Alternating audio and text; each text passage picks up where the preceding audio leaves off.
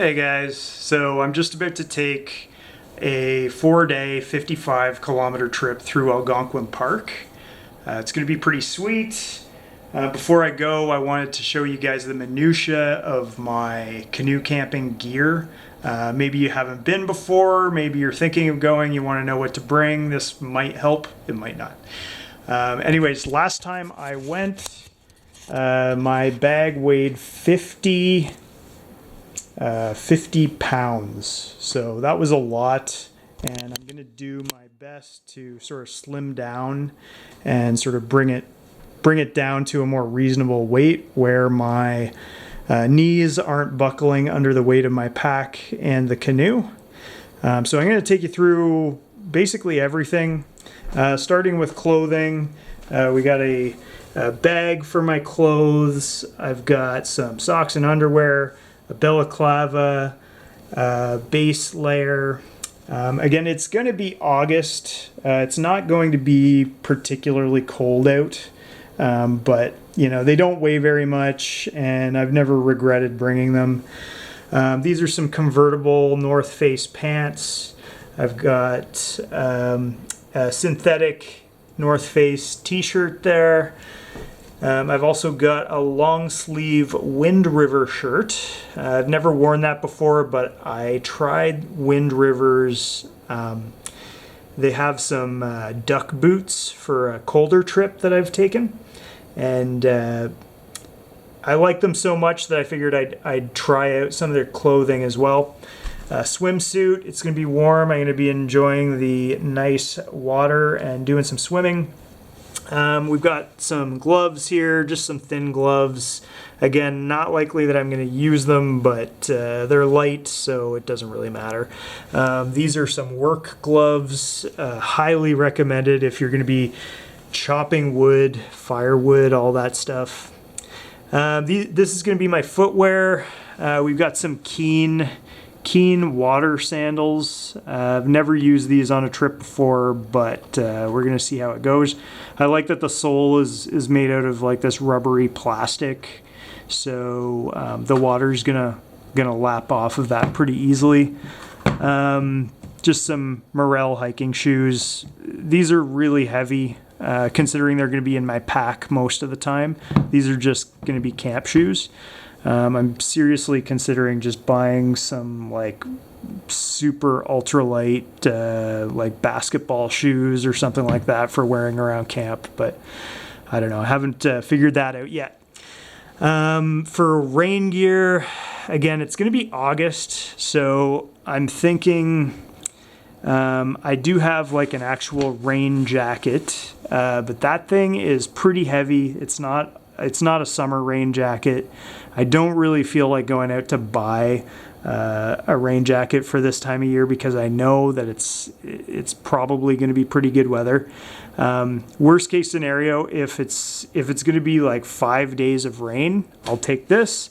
If it's going to be like maybe 1 or 2 thunder showers, thunderstorms, you know, throughout the 4 days, I'll just go with this like $2.50, you know, it's like weighs like 30 grams or something like that. You know, I'll decide what I'm going to do right before the trip there. So taking you over to my day pack. This is one of the areas where I've cut down a lot of weight. So originally I had like a thick leather messenger bag, which weighed so much. And I also had a full bottle of water that I had on me while I was doing all my portaging. So this is super light. It's an MEC body pod or something like that, and it only weighs 150 grams or 300 grams or something like that. Super light.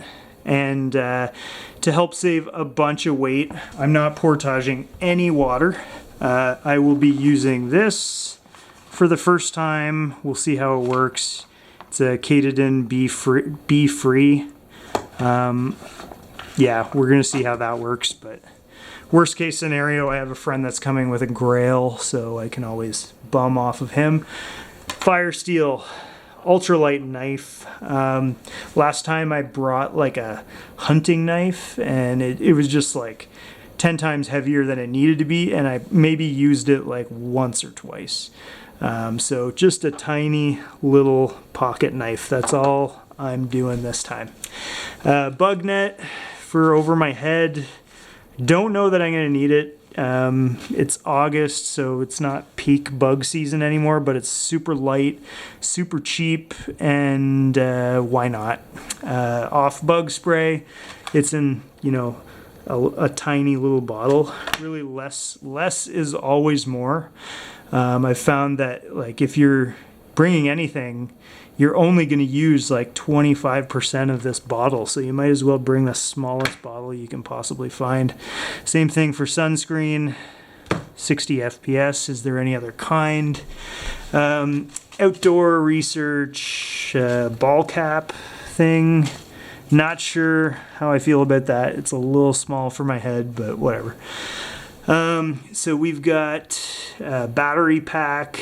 It's a big monster battery pack, but I know that I'm going to be using my phone quite a bit this time. I'm going to be logging how fast we move with a GPS app and things like that. So, you know, it might be worth the extra weight this time. Wouldn't usually bring that, but so we got a map with a Ziploc bag, of course. I don't really do much more for navigation in Algonquin Park or any park system really. You know, all you really need is a map. It's fine. So moving on to personal hygiene, we've got this nice little Mech branded case for all my toiletries. We've got like half a toothbrush, tiny little bottle of, you know, and this bottle is like half used up as well. I'm not even going to use a full bottle of this. A little bit of hand cream, some Kleenex, butt wipes. Everybody needs butt wipes. It's essential. So get some butt wipes. We've got a pack towel. It's pretty small, could be thinner, could be more lightweight, could dry faster, but I don't really want to spend my money on that right now. Maybe for next trip. It's the summertime, so it's going to dry pretty quickly anyways. It's like a yoga towel that I got from Winners, so it's, you know, not the best, but it'll do. It's pretty small, pretty lightweight, and I've got it in a mesh bag so that I can just hang it off the side of my dry bag with a carabiner, and then it can sort of dry, you know, throughout the day as we're paddling if necessary. Next up, we've got a little sack with some toilet paper, and inside there is also some hand sanitizer. Don't need much more than that. In terms of my food and hydration system, we've got a little Hydro Pack collapsible bottle. It's pretty sweet, super expensive for what it is, but whatever. I've got a platypus gravity feed system. That is going to be my water, you know, when I'm at camp. It's way easier than dealing with this thing. It's going to basically be filtering while I'm busy doing other stuff, and it does much larger quantities of water, which is good to have. Worth the wait, in my opinion. And we've got a Toaks 750 pot. These are awesome. If you don't have one, get one. They're just great.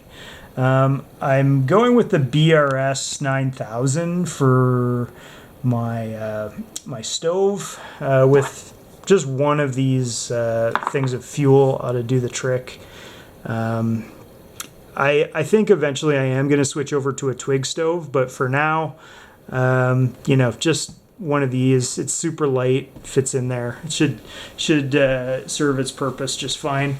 We got a long-handled spork. So awesome. I really think that using anything else is just a giant pain, and it's really worth the money to just pick one of those up. Especially since the way that I'm eating, everything is everything is dehydrated in a bag, so everything I'm eating is out of a bag. In terms of food, this is my food bag. It's completely empty. I'm still working on filling it up. Right now I'm dehydrating like crazy, so gradually that I'll have that thing full and ready to go. But again, almost everything I eat is dehydrated, and it's just the way to go. I don't do the Mountain House foods and stuff like that. I've tried them before. They don't taste very good. They've got a huge amount of preservatives in them, and I just can't digest half of the stuff that's in there. So yeah, for me, dehydrator's the way to go. We got over here we have a Mech dry bag. This is the 115 liter, and it's got the extra back support there. And I don't know that I've noticed a huge difference between having the back support and not, but it's a really sweet bag. I'm really happy with it overall. So for my shelter and sleep system, I've got a Lynx 1 backpacking tent. I keep the fly separate because it's so much easier just to stuff it into a bag than to try to fold it just right so that it fits with my tent. So that's fine, just like that. I've got this old MEC. This is maybe 10 years old or something like that. This is my sleeping pad. It's pretty small, relatively lightweight. I will definitely be replacing that at some point with something lighter and smaller. This is my tent urinal. So when you are sleeping and it is cold or windy, or you're just lazy, you don't want to go through the hassle of putting your shoes on, getting out of your tent and all that stuff to hit the washroom, this will do just fine, and I love it. So if you don't have one of those, get one of those. This is my camping chair. Could be lighter. It's not a Chair Zero, a Helinox Chair Zero. It's like a Trekology or something like that. It's good enough. It's not too heavy. It's okay. Again, I might go lighter eventually, but for the money, this was like $70 or something like that. That's good. That's enough money for me for chair purposes. This is my summer sleeping bag. It's called it's by a company called Aegis Max. I think it's made in China, but it's super good quality. This is just the storage bag. So normally it packs down very, very small. And it's only like 580 grams, which is pretty decent compared to my other sleeping bag. This is a garbage bag that I've sort of cut up, and it's going to serve as my tent footprint. This is a whole lot lighter than this actual tent footprint that I bought off of Amazon. So this is how I'm going. It might work, it might not. It's an experiment, but it's a lot lighter, so I'm just gonna go with that. Next up, we got some rope. This is some like $10 rope that I bought off of Amazon, and I'm bringing some dollar store rope, which I will use for things like guy lines and stuff like that. It's something that I can just sort of cut up. I don't have to worry about sort of like cutting it up into a million pieces and stuff like that. It's only $2 at the dollar store, so why not? After that, I've got some stakes. Could probably go lighter on those as well, I'm realizing. And I've got some carabiners. What do we call this? A gomboy, silky gomboy saw. I'm a really big fan of having a campfire when I'm camping, and it's a lot of extra weight to bring this stuff, but I find it's worth it because it's really what I'm there for, is to have a good fire and, you know, just hang out, you know, eat, drink, sit by the fire, stuff like that at the end of the day. That's what it's all about for me. So, so I'm bringing it. I don't care how much it weighs. Anyways, I hope that maybe give you some idea of, you know, in terms of what an intermediate canoe camper brings on his canoe camping trip. Could be a lot lighter, but you know, I'm getting there gradually. Anyways, hope you enjoyed this video. Make sure you like, comment, subscribe. Thanks.